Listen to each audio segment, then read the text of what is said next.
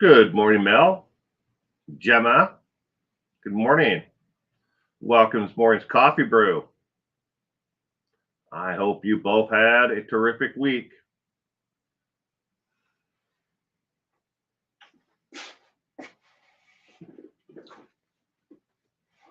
Francie, good morning.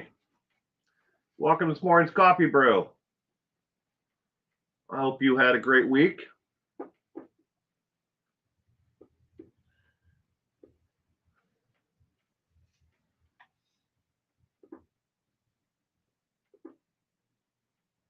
Sherry, good morning. Welcome to this morning's coffee brew.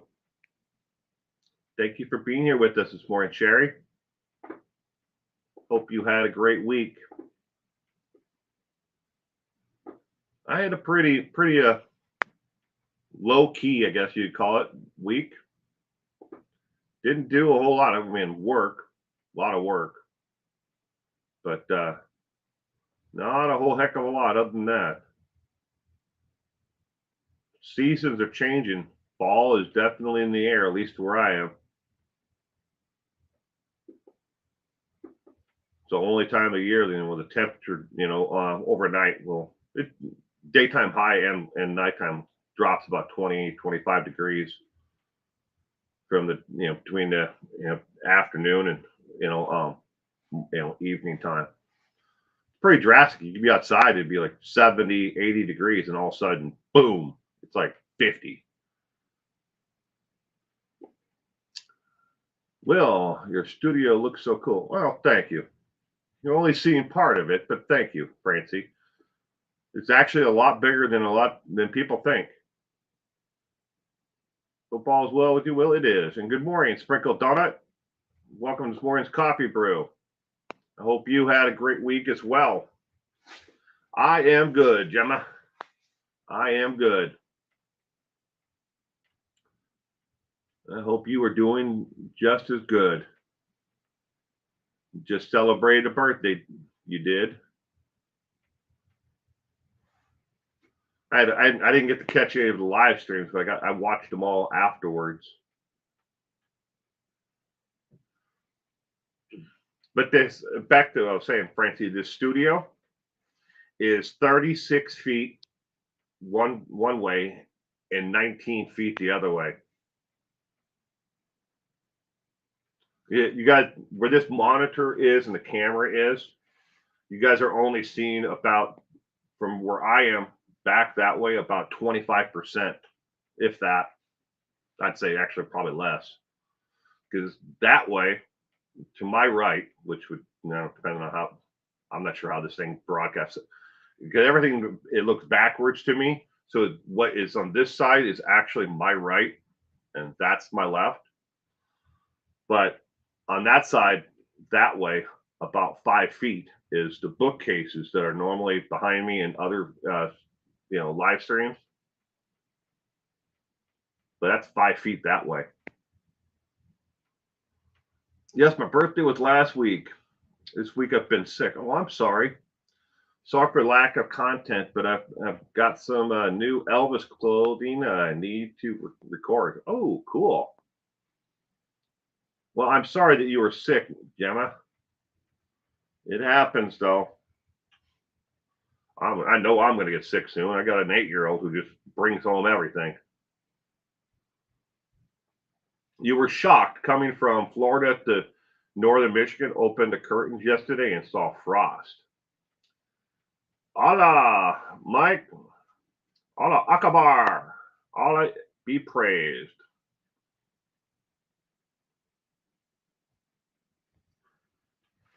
Yeah, we haven't gotten any frost here yet, Sherry.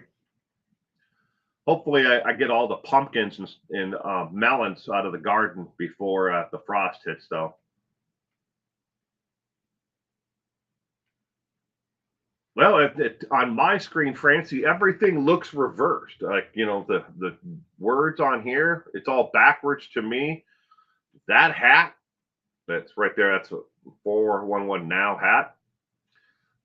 That's all backwards to me as I'm seeing it on the screen here. I I've changed it like 4 or 5 times. The way it's supposed to be. So on my side, it looks like so it's reading correctly instead of being flipped, and it just keeps on going back to it. So I got to the point where I was just like, forget it. I'm not even gonna bother. Good morning, Cement Shoes and Kitty. You're not late. You were talking with your dad. We're just chatting right now. I haven't even started it yet. We'll get it going here in just a minute.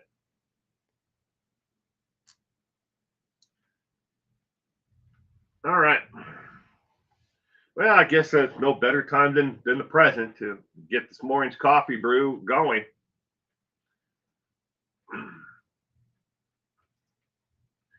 The following content contains news and utter ridiculous, minor bouts of sarcasm, and a high likelihood of spontaneous face palming.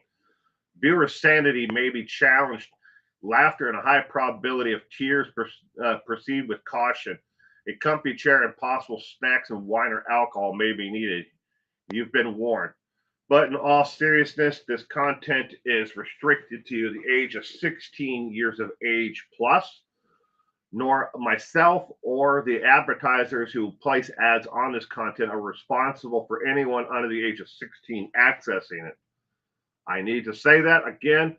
People, I don't know why other people don't, but I guess they don't follow the law, but I do. Again, viewer discretion is strongly advised. Before we start this, keep in mind once the national news became profitable division of media companies, the national news became less about the news and more about stroking the egos of the audience.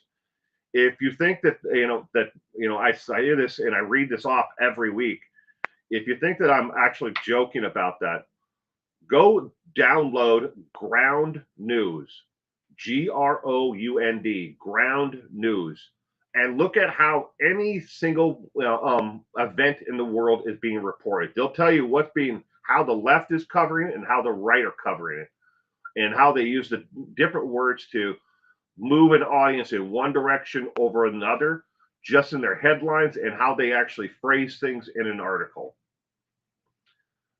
It's a real thing, and there isn't a single news outlet out there. Everything from PBS to Fox to CNN, everyone does it because they want to keep you engaged in what they determine is their audience. This is the recap show again for October 11th through the 18th. All right, Leilani Simon, if you don't remember her, trial started this past week. The Georgia mother is charged with 19 felonies related to the murder of her son, Quentin Simon. Her son was 20 months old. The trial got underway. Her defense started off right off claiming she is innocent. Leilani is presumed to be innocent of these charges, yet the public records released records show she isn't going to win.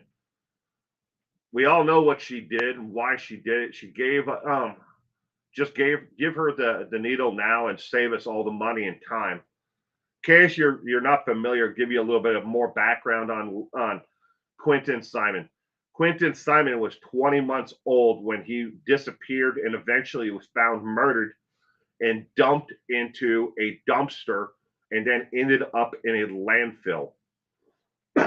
Her story was that 20-month-old Quentin Simon, as you see right there in the picture, got up early in the morning, unlocked the door, unlocked the screen door, and walked away. That was her initial story. She then quickly changed it to place the blame on Quentin's father, who wasn't even in town and had an alibi, saying that he must have came and took the child or he did something. And when that fell through, she started to take, on other, well, somebody else, nearby must have taken him or a stranger. While they were looking for Quentin in the actual dump, and where she was actually caught on camera and on video dumping something in a dumpster behind a nail and hair salon, which was most likely Quentin at the time. She was dumping his remains in the dumpster. Her and her mother decided to go take a vacation and get absolutely blitzed at a couple of bars at a resort community. This is the type of person that Leilani Simon is.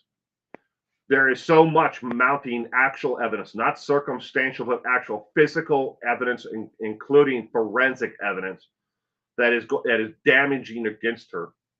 Since this all took place, she has spent her time incarcerated and trying to paint a different picture of herself.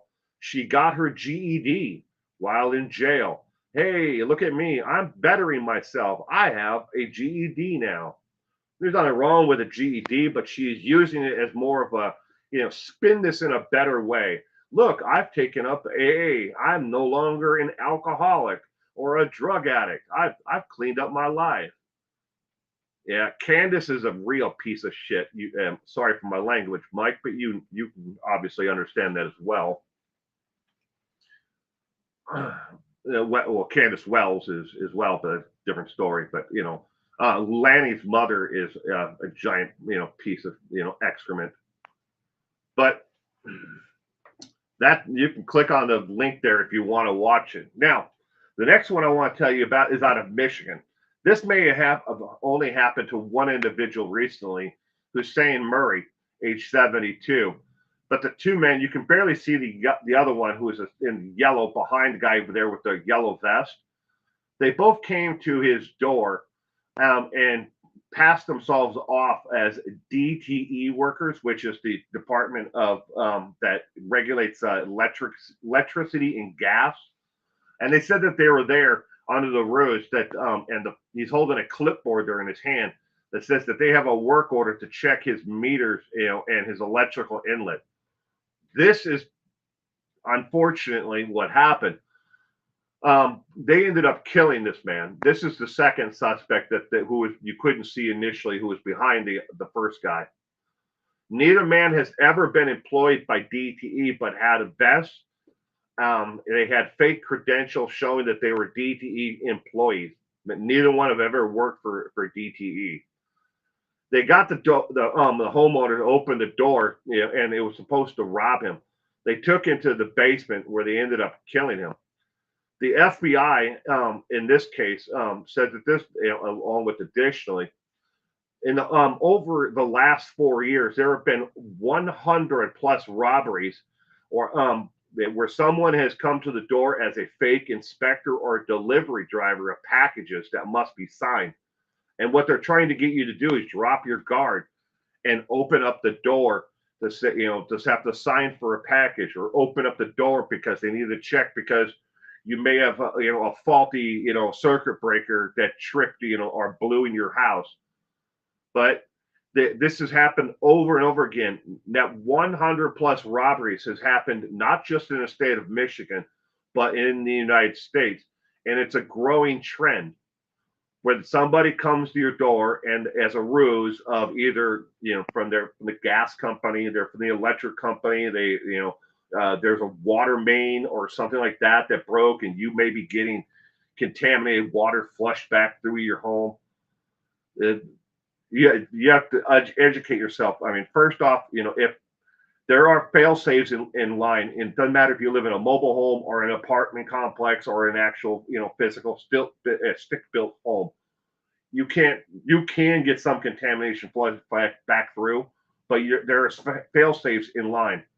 And if there is, just turn on the damn taps and let the water run.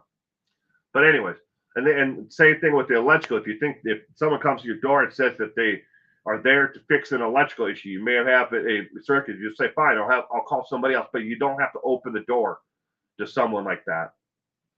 But this is happening. Over 100 different instances have happened in the past 4 years. But in those 100 cases, 27 involved when once the door was opened to the person who was a fake delivery driver or a fake employee of either, again, the electric, gas, or water, or a fake delivery of package, all four of those, 27 have resulted in either death of the individual or severe bodily harm, where they beat the person and then rob them, or they rob them, beat them, but some form of that has happened. 27 of that 100 in the last 4 years. Now, the first 2 years that this ruse popped up, nobody was tracking the actual how many assaults took place, other than the person, got in, maybe they roughed up the elderly person and took it, but they didn't write it down as an assault. They wrote it down surely as a robbery. That's why it's 100 plus, and it's 27 that we know of that actually, were severe bodily injury. So be very careful who you open your door to, because this ruse is going on and it's increasing according to the FBI. All right, Richard Allen, Delphi murderer. The state started their opening statements with some unknown facts about the case. We now know a gun that was found in Mr. Allen's home matches a gun casing found next to the girls. It was an unshot round, but ballistically, it matches the same type of ammunition. The bolt that was found next to the girls, it matches the same type, same caliber, had the same striations from being put into, the actual gun itself, the same scratch marks, I'm guessing, but it was an unfired round. Additionally, there were several knives that were seized from the home, and 3 of which forensically are linked to him and the murders. We don't know exactly how. It's just what the statement, from the opening from the state said. So far, the following evidence will be used in this case, and all 3 confessions, the one to his wife, the one to his grandmother, and the one to a corrections officer, all 3 of those confessions will be entered into evidence. His defense wanted to have it removed, but he voluntarily gave them. His attorney is still trying to argue that he was under duress, and extreme mental, duress at the time, but he voluntarily gave these statements, and he voluntarily called his wife, and he voluntarily, did the same thing to, calling his grandmother or mother or whoever the other lady is involved is. I think it's his mother, but it could be wrong. It could be the grandmother. All right. Additionally, evidence from the burned items at his home from the fire pit will also be entered into evidence, along with the knives and the gun and bullet that was seized from his home. All of this will be used as evidence. We know as of right now. Not ruled on yet is GPS data from his cell phone and vehicle. They haven't determined yet. They are going to have most likely, with a lot of these cases, probably going to be a closed door hearing to be, if they will actually be able to enter that stuff into evidence. There are quite a few people, I hate to say it, but are YouTube creators who are currently reporting that the GPS data from his cell phone and from his vehicle will be entered into evidence. This hasn't even been ruled on yet. So I don't know how they've determined that it's going to be evidence in the case when the actual date for the hearing on it hasn't been confirmed yet by the actual court, and nor has it been ruled on. So just be careful who you listen to when it comes to the actual evidence and what's taking place in the first opening statements and stuff. I saw a couple of live streams about this just yesterday, and some people got some pretty wild ideas about what's going to be ruled as evidence in this case and what will not be. All right. Sports and weather. I'm sorry I messed this up and it's overshadowing itself, but that was my fault and I didn't realize that until afterwards. But a new segment that I'm adding to the coffee brew each week is sports and weather. Every week for the rest of 2024, I'm on a mission to bring you some of the weirdest and wildest and downright dumbest sports and weather news out there. Seriously, you'd be amazed at how much ridiculous is floating around. Believe it or not, I've got a stockpile of these stories just waiting to blow your mind. So buckle up because you never know what I'm going to hit you with next. Again, sports and weather. So, first one in the sports column is Jay Cutler. In case you don't know who he is, he's a former quarterback of the Chicago Bears of the NFL team. You may not care about it, but this is still kind of funny and stupid at the same time. Was arrested this past week for a DUI, and he had a loaded firearm with one additional bullet in the chamber.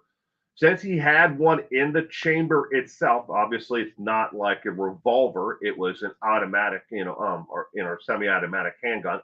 It did not state that in the actual report, but he had one in the chamber.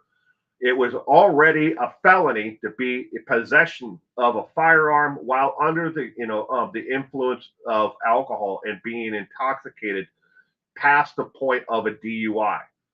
But having an additional bullet in the chamber of the actual handgun itself brings an enhancement. So, I mean, that's just dumb. But here's how dumb, even wilder and dumber than it is. Jay was at home and he had already gotten there safely and didn't have to go anywhere. But he called an Uber to take him back to where his vehicle was. Drunk, he picked up an Uber and went back to where his vehicle was. And then he got the DUI. He could have just stayed home and said, I'll pick up my car the next day. But no. No, if you don't remember Jay Cutler, this doesn't fall too far from the tree of what he normally was like, as a professional athlete. All right, next in sports, James Nielsen. James Nielsen, the current world record holder for the fastest beer mile, has now officially been recognized as the world record holder. Yes, this is not a Guinness Book of World Record holder because Guinness refuses to acknowledge that this is a real, thing or a real sport. What is a beer mile?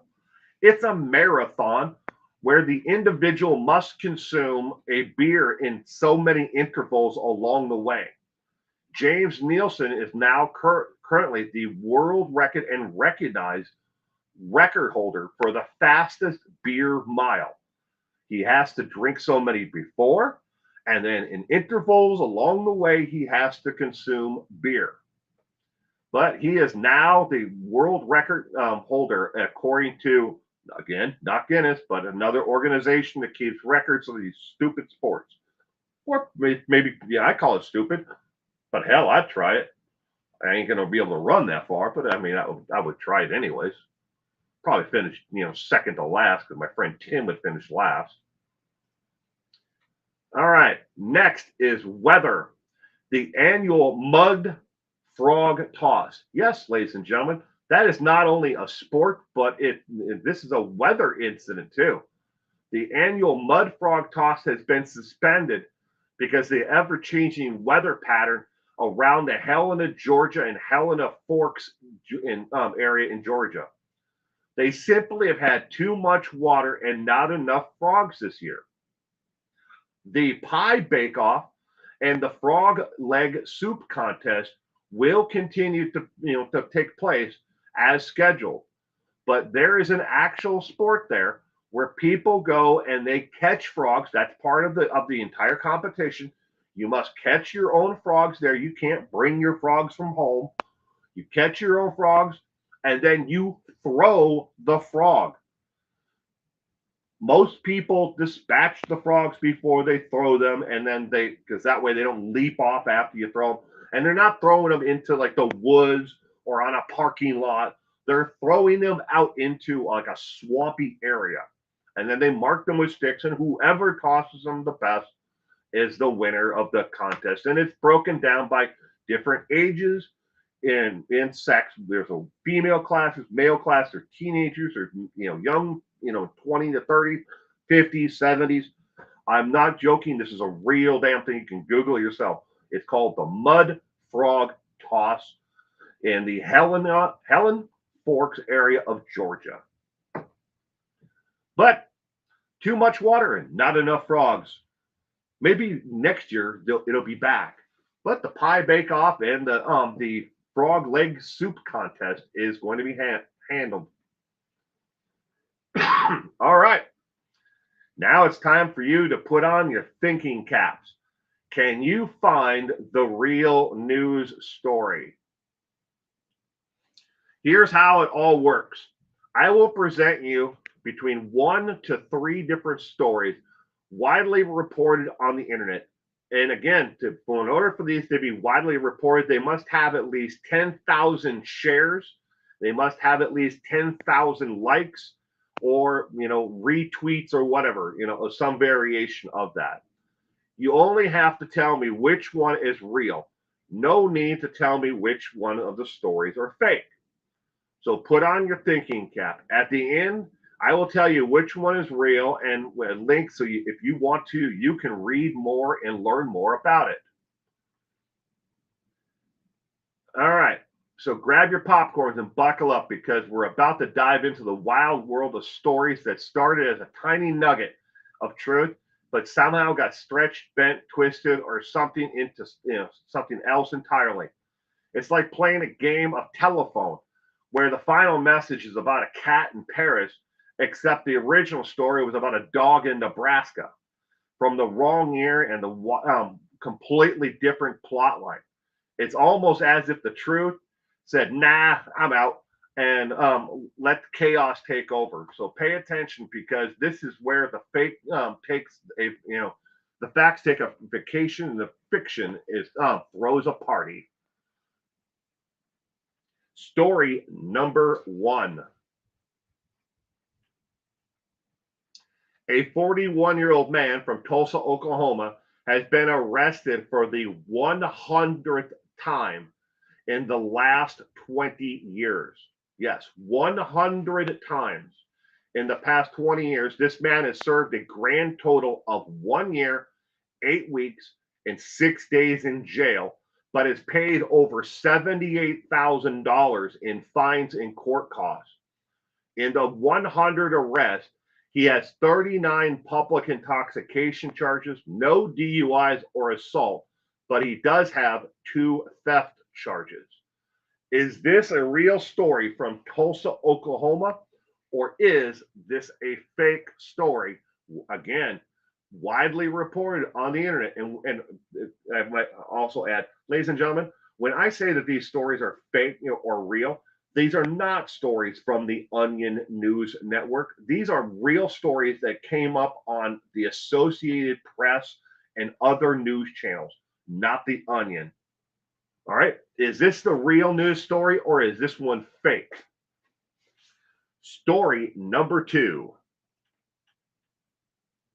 A man from New York at the airport has been arrested for smuggling 4,000 tropical fish taped in plastic bags to his body on the 18-hour flight from Hong Kong. It was not a direct flight, according to this story. The illegal tropical fish were worth over $800,000 on the illegal pet trade market. All the fish were alive when seized, but they unfortunately had to be put to, down, dispatched. Is this the real story of a man who had 4,000 tropical fish, in plastic bags tied to his body on an 18-hour flight from Hong Kong? Or is this a fake story? One of them, again, is real, and the others are all fake. Story number 3. Canada-Vermont border. A woman has been arrested for smuggling 29 endangered box turtles in a duffel bag and in in Canada, the turtles are worth $10 to $15 a piece, but in the U.S. they're worth up to $1,000 a piece. And no, these are not for the pet trade. These are for people to eat. Again, is this the real story, or is the man with the tropical fish or the guy with 100 arrests? One of them is real. Only one of these stories is real. The others are completely made up. The people are fake. The events are fake. And never ever happened, and I didn't make them up. Again, these are what's been passed around as news. They weren't meant. They were all meant to fool you. I'll give you 5 minutes to think about it. One of them, again, is 100% real, and the others are fake. Story number one, to give you a recap, is about the man who had 100 arrests. Story number two was a man who smuggled tropical fish in Ziploc baggies, I would assume, but it just, plastic bags that were taped to his body from Hong Kong. And story number three is about, smuggling turtles in from Canada. One of them is real. The other two are fake.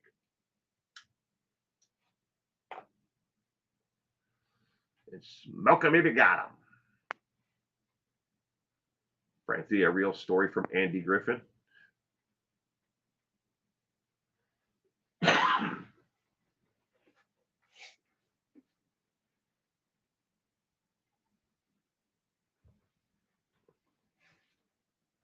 Cement's going with 2. Better not be real. Sprinkle Donut 1. Real. Francie 1. Cement 1. Kitty Coo 2.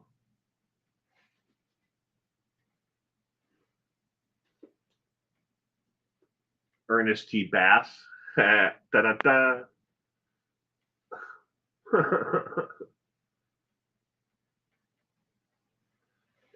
And good morning, Carol. Welcome to this morning's coffee brew.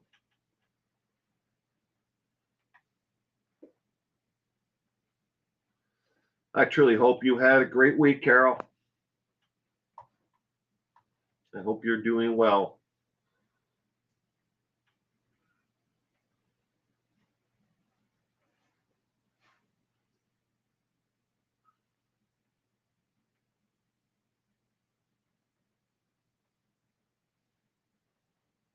One, 2, or 3. One of them is real. The other 2 are fake.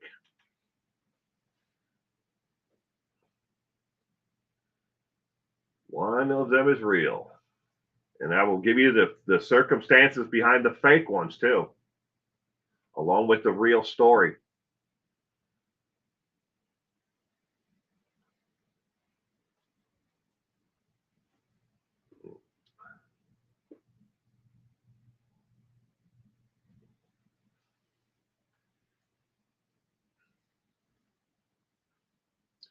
Gayla, good day. How are you doing? I am doing great, Gayla.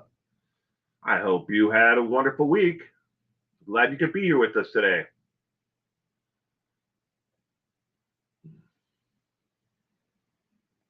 Well, good, Carol. I'm glad you had a great week.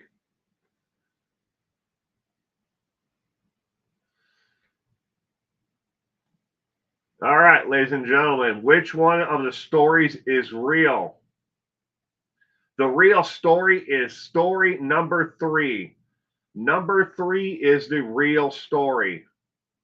That is where a woman was arrested smuggling 29 endangered box turtles in a duffel bag in from Canada into the United States. They caught her on surveillance from the Vermont side, and they were tipped off by the Canadian Mounties, and they arrested her just as she was getting into an inflatable kayak along with the box turtles in a duffel bag. She was bringing them into the United States to be eaten because it's a delicacy in certain circles and ethnicities to make turtle soup, and they make them out of box turtles. Well, on the U.S. side, the box turtles are an endangered species, along with on the Canadian side of the lake that she was coming across. There's not many of the box turtles left. Story number 2 about the man with 4,000 tropical fish, tied in Ziploc bags.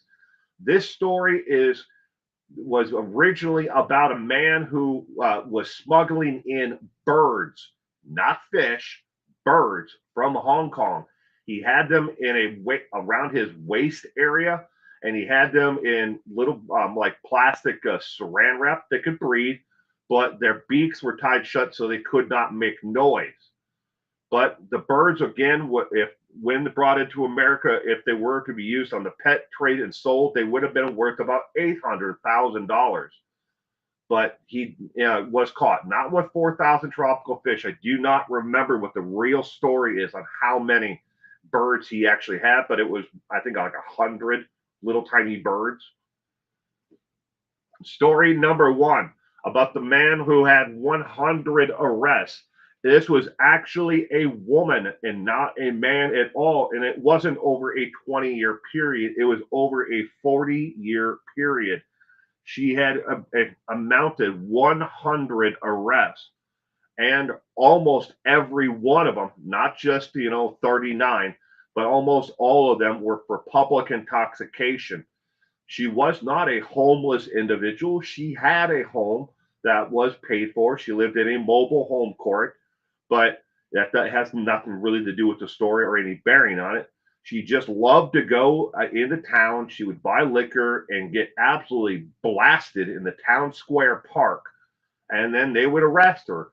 And then she'd go sleep it off. And then they would release her. And then she'd do it all over again, in a couple of days. It wasn't just a weekend kind of thing for her.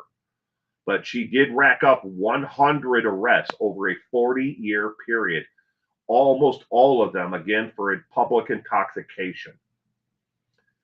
All right, those are the 3 stories. Again, the Canadian border one, smuggling in box turtles, was the real one.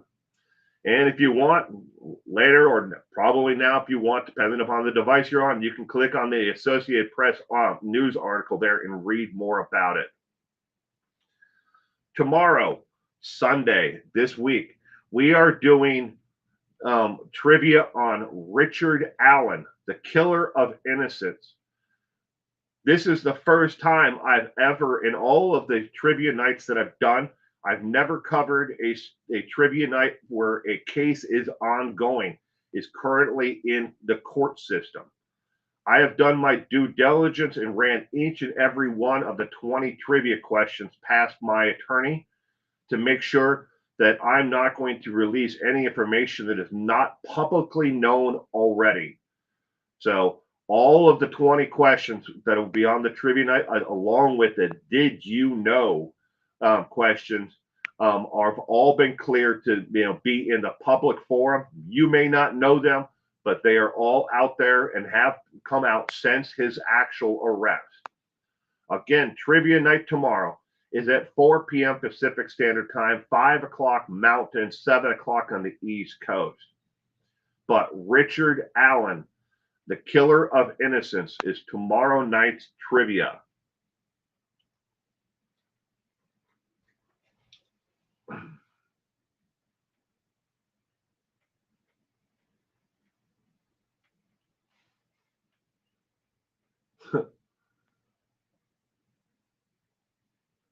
Just a town chronic alcoholic, just like the one on Andy Griffin. Yeah, I kind of remember the character who is always, he used to get to the point where he'd just check himself in the jail and lock himself right into the jail while Barney or somebody was sitting at the desk for some, at least that's my memory from the show.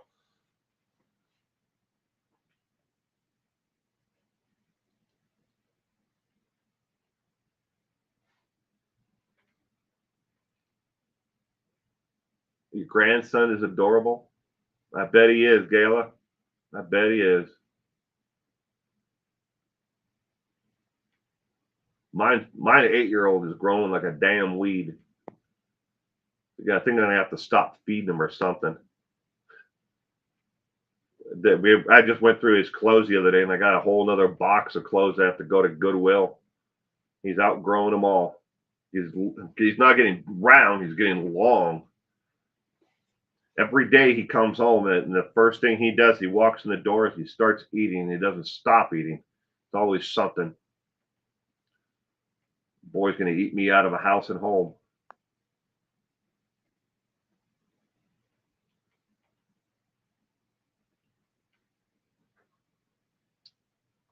Kevin Brand, hello from South Carolina. Hello, Kevin from South Carolina. I hope you had a great week. I'm glad you could be here with us this morning. Hope you had a terrific week.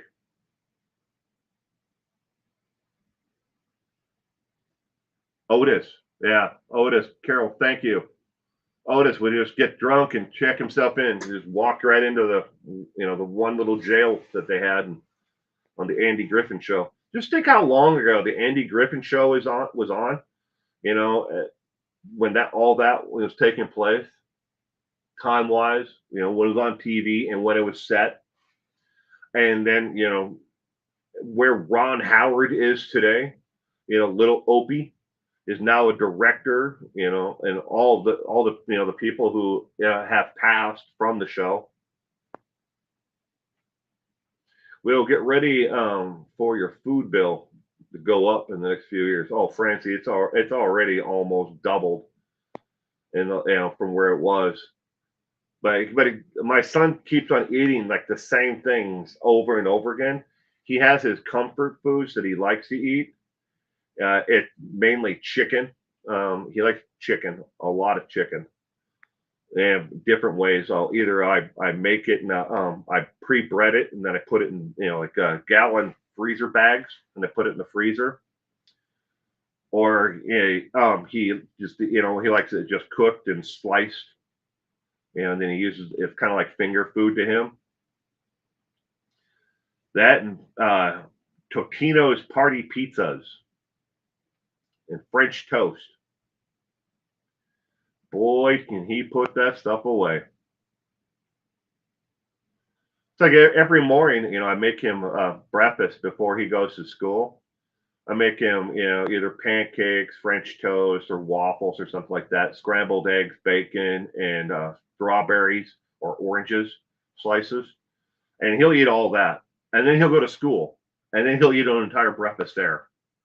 And then he goes to class and school all day long and has lunch, and then he comes home, and then he gets here, and then he gets off the school bus, comes into the house, and the first thing he does sets his bag down on next to the door and goes straight to the kitchen and just starts eating. Yeah, but that's the way it goes, I guess. I used to always say my boys had a hollow leg because they ate and ate and ate. Yeah, that's true. I kind of feel that way now. Sprinkled donut. Never know. And then on top of him eating, constantly from the time he gets home until dinner time, then he eats dinner. If he doesn't have a snack, another snack later on, he's going to be a tall one. He's already a good head, maybe a head and a half taller than any other kid in his class.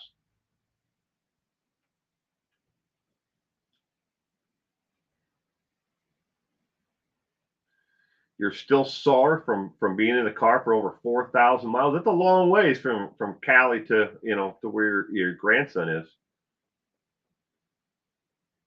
Yeah, that's a heck of a drive, Gail. I've done that. Not that particular drive, but I've done it west coast to east coast, and then not in a straight line. I've meandered all the way through the United States back and forth. I know one year in particular when I went to the Baseball Hall of Fame in Cooperstown. I put on 7,000 miles on that trip from the 1st of June to the end of June. In a total 1 month period, I put over 7,000 miles on my car. I miss those trips. Still trying to get back to the point where I can take them. It'll happen sooner than later.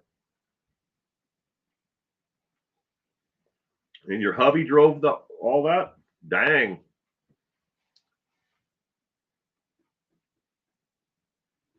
Driving is exhausted. Rest up. Yeah. Why don't you just fly? You guys don't like to fly? I've taken small flights here and there, like got to Billings, Montana, or Butte somewhere in there, and I'll catch like a plane to like Nebraska, and then fly back. If particularly when if the weather looked like it was going to interrupt my actual drive. June and July is not exactly the best time to be traveling the interstates of America. I'm sure if Reichart was here, he'd agree. There's some pretty nasty weather out there in June and July.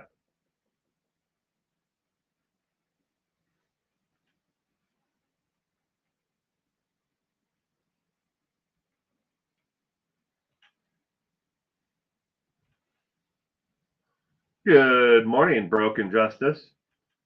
How are you doing? I hope you're doing well. Thank you for stopping in this morning. Any new content out yet? No flying. We take our active doggies with us, except she has to take sedatives. Oh, well. Do I visit Canada, Francie? Yeah, every once in a while. I mean, I used to. This is what I used to do every year from the beginning of June to the end of June. I would get in my car, and I have a goal. My goal is always to stop in Wisconsin to see my sister and sisters. At the time, one of them has since passed, but I would go home and visit with them for maybe 4 or 5 days, up to a week.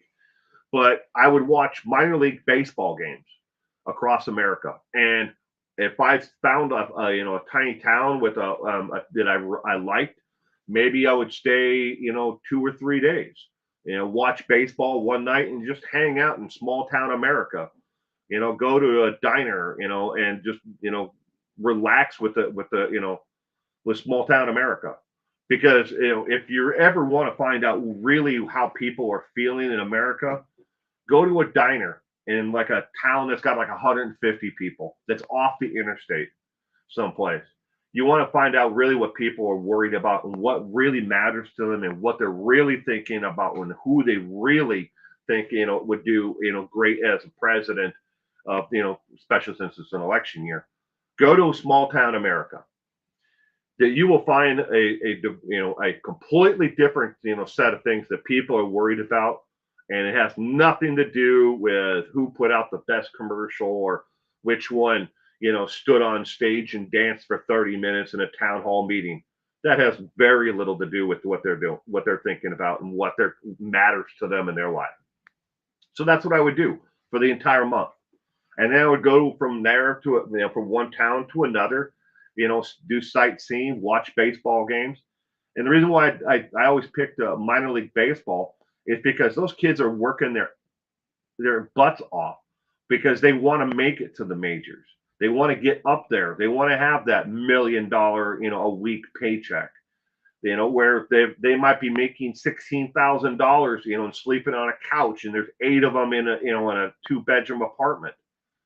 But they're struggling and they're working, they're doing everything they can to get to the next step, next level, and hopefully then get to the next level and get to the majors.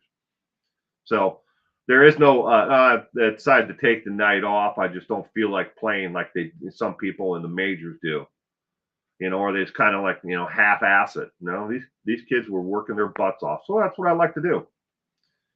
But I haven't done it now in at least the last 4 years.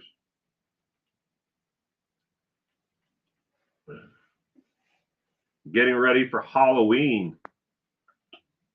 My son has decided this year for Halloween he wants to be a vampire. He wants to be a vampire.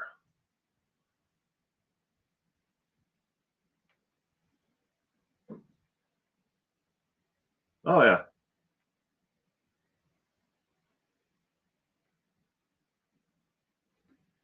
But Francie, it wasn't just necessarily sitting and talking with people. just listening.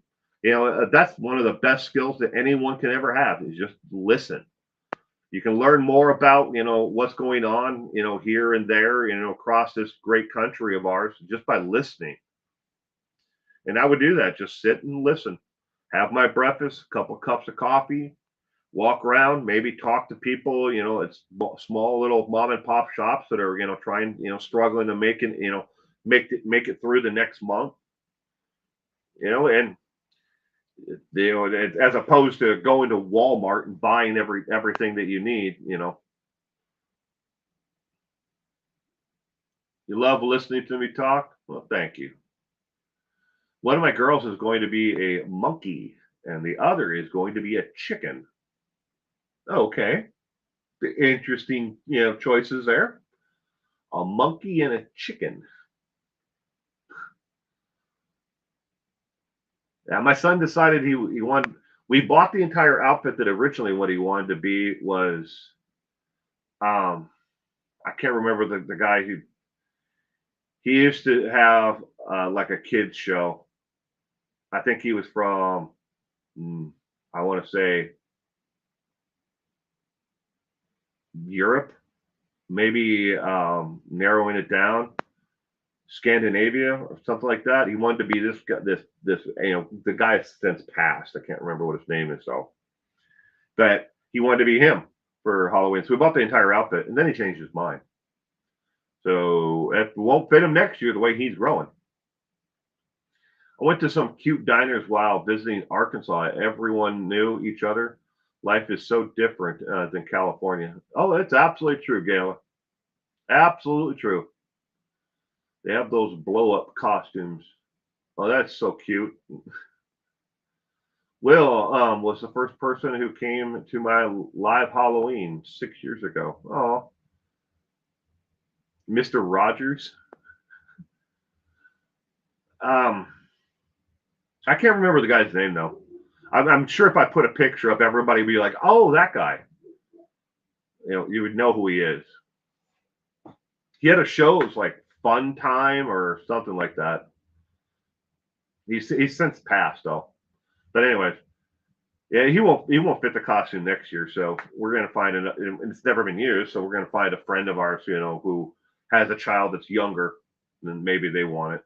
But he's decided he wants to be a vampire.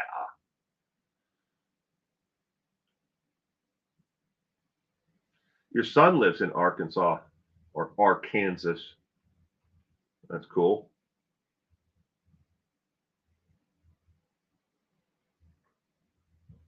I've been to Arkansas or Arkansas, with however people want to pronounce it. But I've been there quite a few times. Off and on over the years, probably 20, 25 times, somewhere in there. I've been there all over the state. Used to go when I was a teenager to down there, and my friend's grandfather was one of the founders of Rubber. He was one of the founders of Rubbermaid and an oil company, and he was like just extraordinarily rich. But we used to go to Mobile, Alabama. No, Francie, it's not Pee Wee Herman. Um, see if I can pull up a picture of him. I have it saved.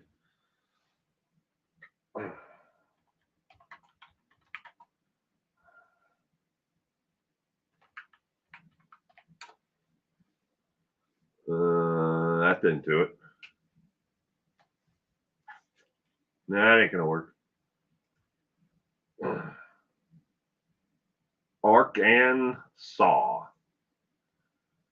Yeah, but I was going to mention about what Gayla said. About how life back. To me, if you take the United States from West Coast to East Coast, all right, I'm looking at the imaginary map here. From the West Coast, everything to me, this is my opinion, or this is not factual. It may be different in different pockets here and there. But to me, on the West Coast of the United States, everything in life moves so much faster. and everyone is so self-absorbed into what they're doing, and it's all about how I can get ahead and how I can do things. You move to the Midwest of the United States. In the Midwest of the United States, a large swath of the United States in the middle, it's about family first, God, and family are, damn near tied, if not exactly tied. Then it's helping your neighbor. Then it's the work and everything. It's all tied together in one little spear, and that's what's important. It's not about how I can get over on my neighbor or keeping up with the Joneses like it is on the West Coast. That's again, this is how I feel about the United States. Then you get to the East Coast of the United States, the other side. It's kind of like the West Coast, but a little bit more dependent upon if you have to take the East side and divide it in half. The upper half of the East Coast, to me, is not as friendly. They're more off-standing, or they don't really want to be bothered by your outside folksy shit, as a lot of them used to say. But and then you go down towards the south, more not like just Florida and the Carolinas, but I'm saying like from maybe cut the entire length of the East Coast in half, and then it's more about family, and you get a lot of those southern Midwestern values in the South. This is a great country. If you live in just one area your entire life, you're missing out on the different pockets of of where and what people and what's important to them. Well, hubby couldn't believe how courteous the drivers were in the South. Yeah, but there isn't a single state that I haven't been to. I've been all over Canada. I've been all over Alaska and in all the states. I've been to Puerto Rico, Guam, the Virgin Islands, Philippines. Cuba. I haven't. Well, we weren't allowed to go into Cuba at that time because they still had the embargo and all that crap. So we never made it into Cuba. But I've been all over this damn world. Mexico, all the way down to Venezuela. And I've met great people and absolutely horrible people, in the same city, sitting right next to each other. My peeps, good morning. Welcome to this morning's coffee brew. There's Reichardt. Reichardt, good morning. Reichardt is on his way to southwestern Colorado, Durango, Colorado. And there's a really bad reception here, just joining in. I'm sorry about that. Durango, Colorado. Let's see. Southwestern. I don't know if I've ever been to Durango. I've been to quite a few places in Colorado, mainly Denver and around up and down that area. Denver down to Greeley. And I don't know if I've ever made it to Durango. Then again, there's a lot of towns and places I have been. I don't remember necessarily the name of them all. But yeah, you definitely stay safe out there, Reichardt.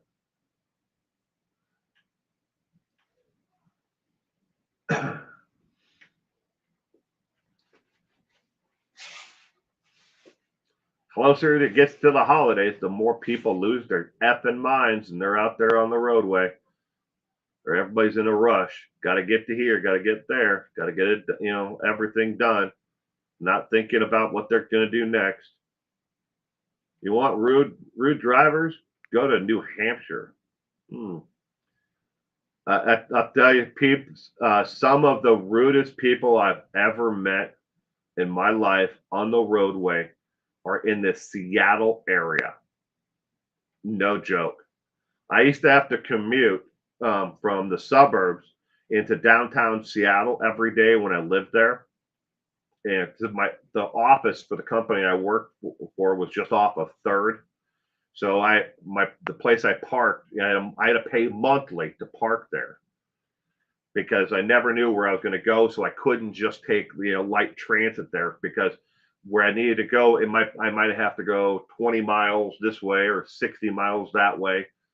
Some days, because I worked for a company. It was they owned restaurants.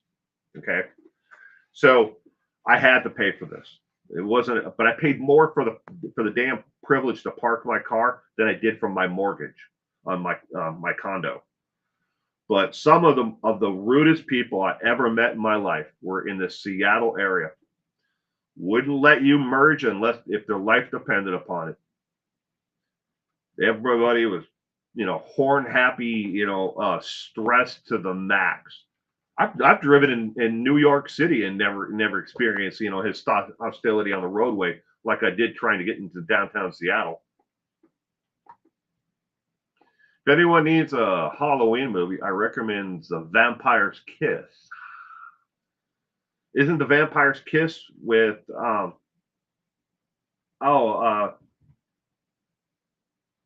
Nicolas Cage?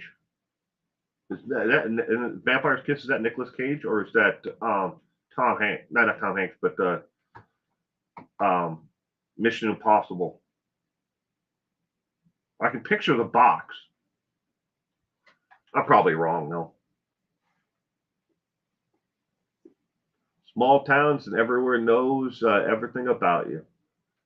It tripped me out, Gayla, when I hadn't been home to my hometown in Wisconsin from the age of 18 until 32. I hadn't been back there, and when I was there, when I was 32, it was just for for a funeral, and then I was gone again, and didn't go back until I was in my late 40s. And the very day, the first day that I got back there to meet my sister, I was there a couple hours early, so I just started walking around, and I walked into the visitor center just to see what the visitor center had to do. I mean, I know the whole town like the back of my hand, and I walked in, and the lady who was running the visitor center, as soon as I walked in, she knew exactly who I was. She like, oh my gosh, yeah, I thought I'd never see you again. I'm like, who the hell are you? I'm thinking she's thinking I'm somebody else, and nope, she knew my entire family, and she recognized me right away, and she not wondered how my sisters were doing, and and how the ones that live out on the West Coast. And I was like, and who are you again? She's like, oh, I went to high school with your dad, and I'm like, still don't know you. It's not when I grew up there, it was a small town. Only had about 1,100 people total in the summertime, but about 400 in the winter. And winter was about 400 people. It ain't that way anymore. Now there's probably about 16,000, 18,000 people there. The other day, a cop followed me into Walmart in Kansas and told me that someone called the cops on me. What? Nicolas Cage, Kitty Q, and Francie say, yeah. I mean, Nicolas Cage has made awful lot of movies. Some good, some not so good. Vampire Kiss, though, good movie. Why would they call the law enforcement on you, right, Cart? Did you fit a profile? I've had the Border Patrol tell me that at the Canadian border that I fit the profile. I was like, okay. Fit the profile of what? They never went beyond that. Well, the reason why we're giving you additional questioning is because you fit the profile. Profile of what? I love road trips and getting my kicks on Route 66. I've been on a large portion of Route 66. There's some pretty neat places along Route 66. That nostalgia, what America was like before the interstate highway system came through and destroyed little towns.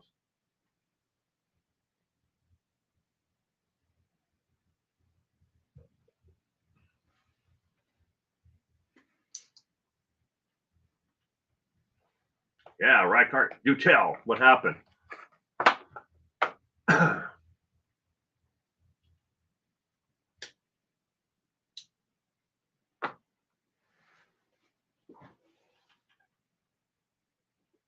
The movies I can't stand, vampire movies. You can't stand vampire movies.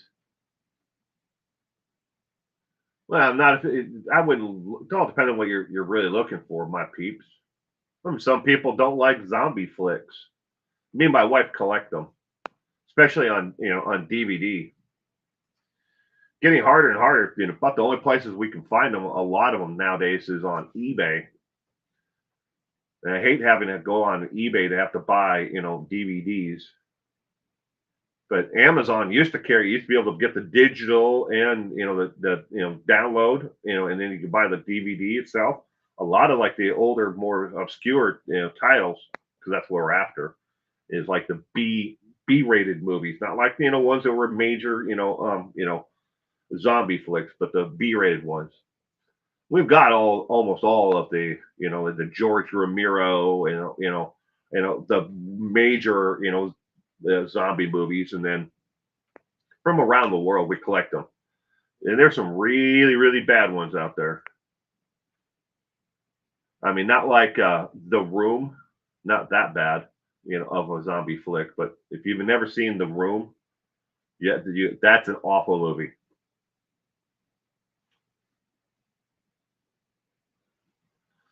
Anyone remember Stuckey's?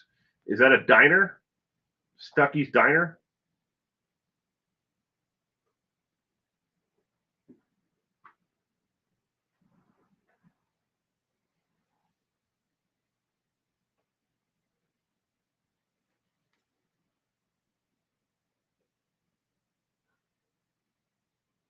I saw a Stuckey's on my recent road trip on I-40.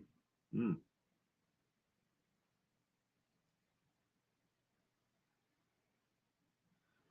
We used to have a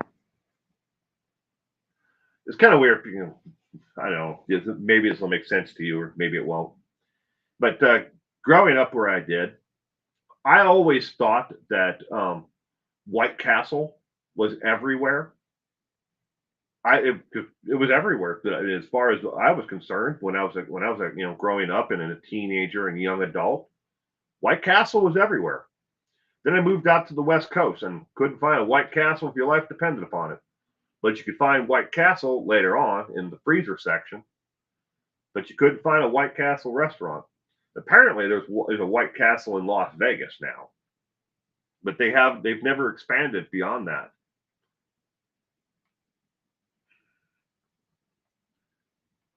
There are regional restaurants that are like that though. Will, do you ever listen to bedtime stories on YouTube? No.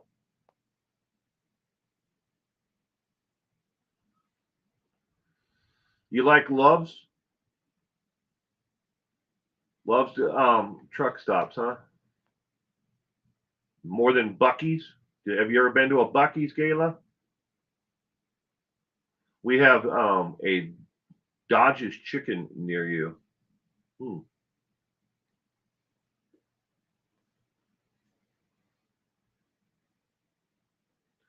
It's kind of like anybody remember Farrell's restaurants, Farrell's ice cream parlor.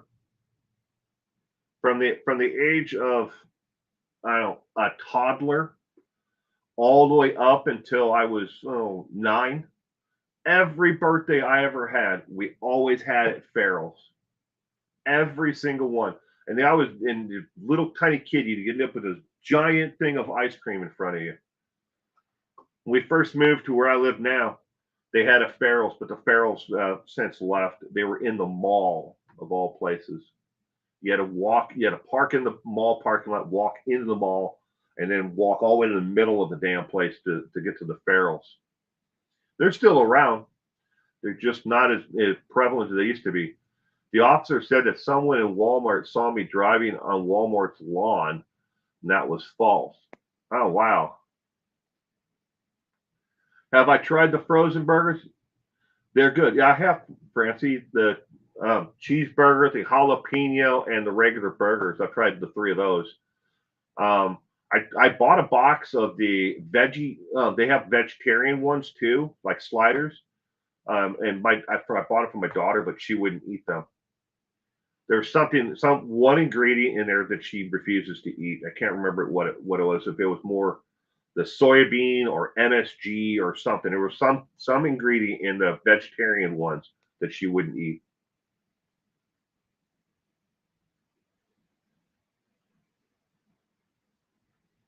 But yes, I have had quite a few of the White Castle frozen burgers. I get them from Costco. Costco, you can get them in a box. I think there's 32 to a box. I think they are. Their Walmart had a lawn. I told them to watch the cameras, and they said they will. Your 4-year-old next door neighbor was killed at Farrell's ice cream parlor. An airplane crashed into the back in 1971. Oh, I'm truly sorry about your neighbor's kid.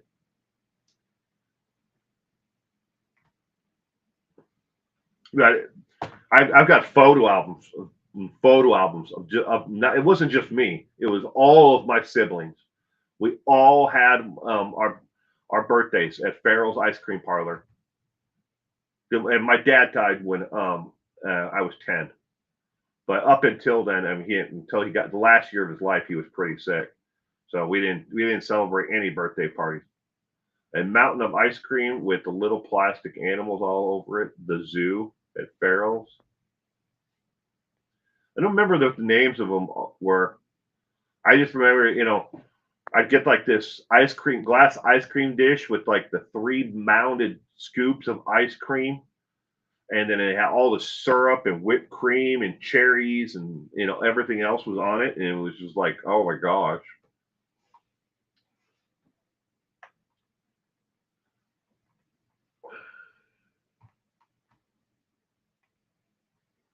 I missed the Showbiz. Showbiz was kind of like Chuck E. Cheese with the animatronics, animals arcades. We used to have one here in this actual town, but they went on a business here. I guess the guy who owned it got arrested for like distribution of cocaine, and Showbiz Pizza gone. And in its place, in the exact same location, is now a Chuck E. Cheese. Never been to Buc-ee's, but you want to go? It's massive, Gayla. They're massive stores, and they're massive amounts of gas pumps. I mean, talk about an easy place to get in and out. Showbiz was the original. I believe it was Kitty Q. I believe one of the people who worked for Showbiz eventually went on and formed Chuck E. Cheese. And then Dave and Buster's is based on Chuck E. Cheese, but instead of pizza being the main thing that they sell, Dave and Buster's has everything from chicken to burgers and on. Mostly flying, he lived, but many children were hurt and killed. I'm sorry. That's tragic. You can imagine being at someplace happy like that, and have something as tragic, happen there.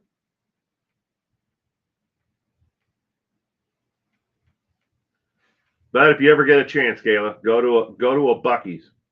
You everything. You can buy everything from Buc-ee's sweaters to they have a display counter with like 16 different types of beef jerky that's freshly made in store, sliders, corn brisket, you name it, sandwiches, and everything else you'd find in a convenience store, gas, oils, all that stuff. And it's like a damn department store with food and everything else.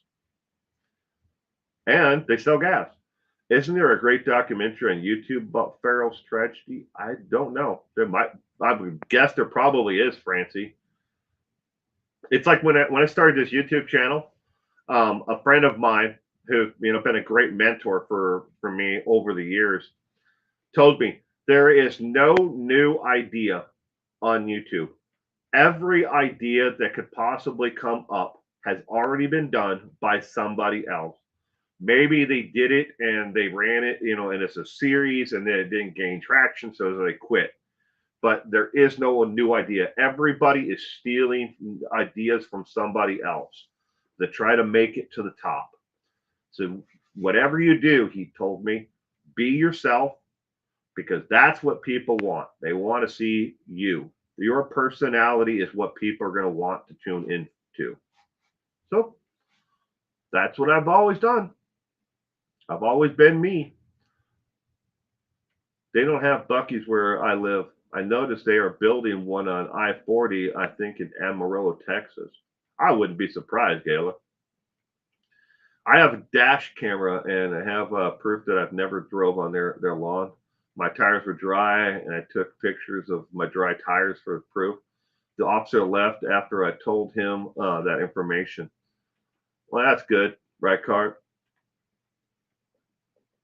But still, it sucks that they even questioned you in the first place.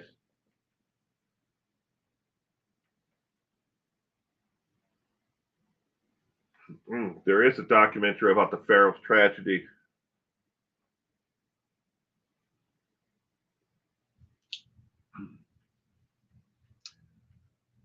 I have a dash cam as well, forward and backwards on my truck.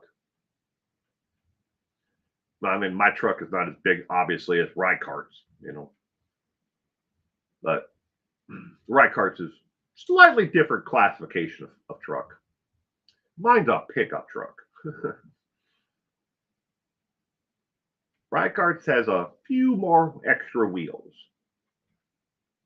but I still have a dash cam now. I don't go anywhere. Every time I turn on the ignition, it starts up, front and back. You never know what someone's going to claim next. Oh, you ran into my car. You scratched my bumper. You door dinged me. Whatever. Nope. I've got it all. And then mine has the 180-degree, angle. So the one in the back shows the back all the way to the bumpers and the corners, and the one shows all the way to the front and the doors. It's an aftermarket from a company that's no longer in business. Wish they were still around, because they make additional ones so you can actually plug into your cigarette lighter and you can put on your dash. Mine's a hardwired in system, and it records to micro SD card, so everything's backed up.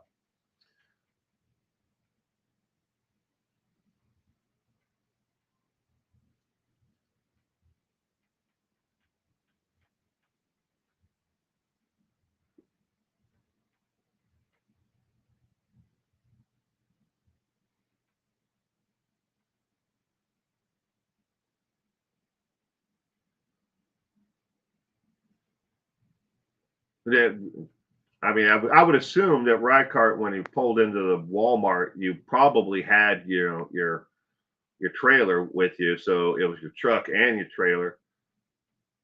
I mean, you ain't parking that in the right up front of the store. You'd probably be parking it closer to the street, where people park campers and stuff like that, or alongside the building or behind it. Kind of a big vehicle to be parking just anywhere. But like Gayla says, people do make mistakes, misidentification. Well, is it true that the pickup truck owners are constantly asked to haul stuff by their friends, friends, families, neighbors, people I don't even know have asked me to haul things for them, especially when they see that I have a trailer, because I have an addiction. I don't know why I have it, but I do. I keep on buying trailers. I've got 2 trailers that I can put 2 cars on. Why do I need 2 of them? I don't, but I have them. Then I have 3 smaller trailers that have sides on them that come on or off, but I can use them for hauling things as big as ATVs. Why do I have 3 of them? I don't know. They're just deals I found, on Marketplace or someplace else, and I just bought them. But yeah, Yeah, whenever my sister or my wife or somebody else or a friend of theirs, needs, oh, I bought a dresser on Marketplace or wherever. Can you haul it for me? That happens a lot, especially for me. I can't say if it's for everybody who owns a truck, but it definitely is for me. I got a dolly and I got a truck and have a trailer. So yeah, my neighbor asked me if I could help him move bags of what do they call it, decorative rocks, bags of them. I was like, how many bags? And he's like, oh, and I would need to get 8 of them for it. He was putting decorative rock around the concrete back patio. You can't do any changes to the front of our yards or our side yards. That's all controlled by the HOA. I actually pay people to pick up stuff or rent a small U-Haul if I need to, and not just ask someone for help with their truck. Well, you could always buy a truck, Kitty Q. I mean, their trucks aren't that expensive. And I'm sure that if anybody in this chat, you would be the first one I'd call, if I needed something, if there was like a truck or something that needed a new, belt or, water pump put on, I bet you'd be the first one I could call. You probably have the knowledge to be able to do all that stuff. Oh, you just realized you haven't had your morning coffee? I've had 2.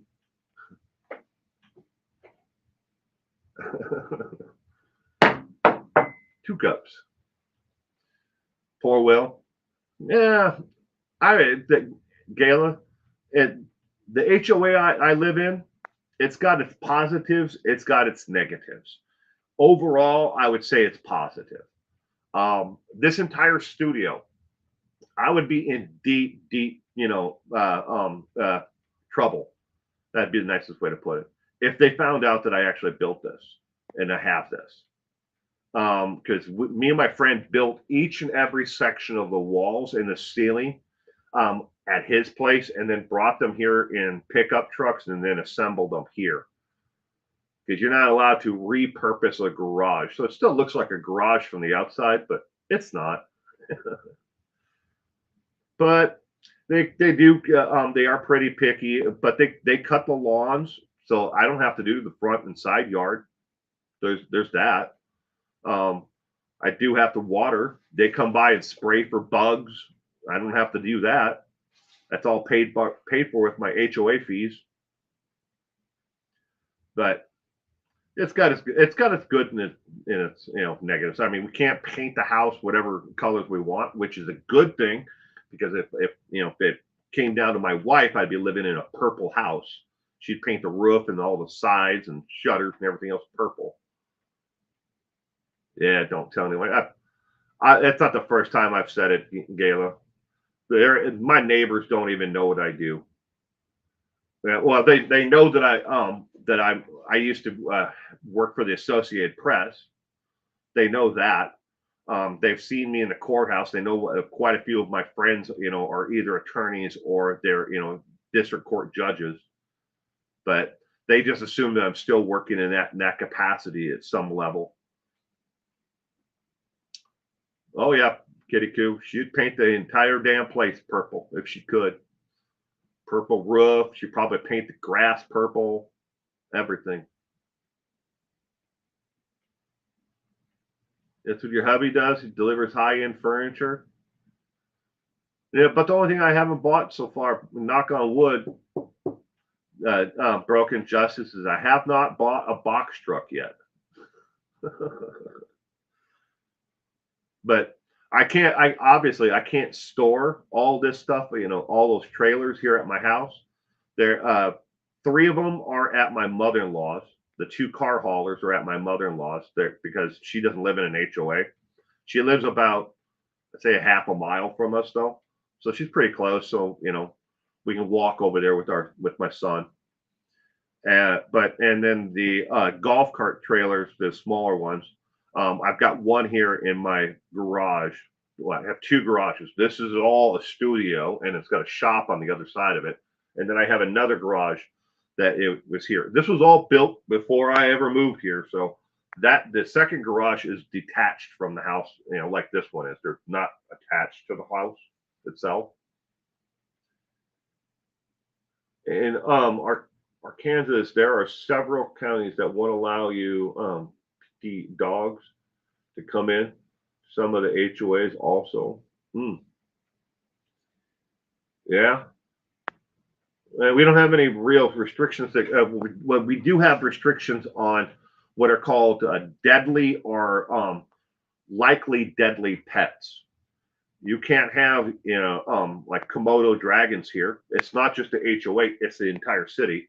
You can't have those. You can't have certain invasive species like birds, even if you live inside, if they're indoor in a cage, you can't have them in this area. Um, Rottweilers, Mastiffs, German Shepherds all require special licensing, not by the HOA, but the entire city where I live. You have to pay a and have a bond. If, like for when I had my German Shepherds, I had to have a bond for each and every one of the dogs. Just like Mastiffs, and pit bulls, you still have the same thing. I think it's $125 per animal, and then it renews every year. And as long as you don't have any instances of them biting, children. All my German Shepherds would more likely lick you to death than they were to bite you. But they were very protective, extremely protective of the property and my children. But they've all gone now. Lucky is still over here on the shelf with me. He's here with me every day, and he will be for the rest of my life. And I've already told my wife when I get buried and put into the ground, Lucky's going with me, because they're not just our pets. These are members of my family. Just like now, I have all these cats. I said no more pets, so we immediately got 5. They deem pit bulls as vicious, so they ban them.